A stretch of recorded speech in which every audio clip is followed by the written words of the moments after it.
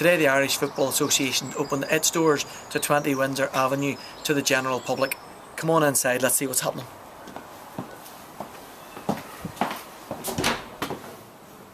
Please, ladies and gentlemen, you are most welcome to the house.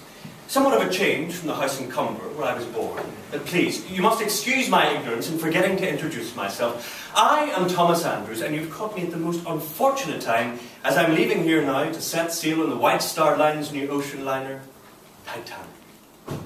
Magnificent. That's what she is. Magnificent.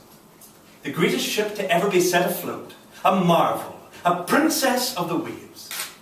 It has been my honour, my privilege, to undertake the great task of designing and overseeing the building of Titanic.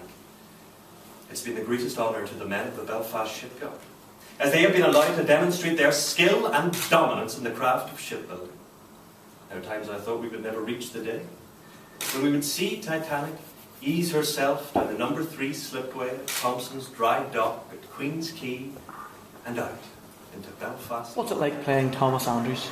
Well, I think playing Thomas Andrews, and specifically on a day like today, it's actually a privilege, because before I took this part on, there was a relative amount of research that had to be done, and I think in exploring the man himself, who basically was one of the guys at the shipyard working in the joiners, working in the cabinet makers, and then finally working his way up to the drawing room where he honed his skills, and a lot in a relatively short space of time. So it's a lot of big shoes to fill, but I think it's specifically here as well, this becomes another character, I think this space adds to the whole sense of performance, and that's something that you couldn't get in a theatre. I think it's something to be in the site-specific place where he was, and the optimism that I'm sure he had.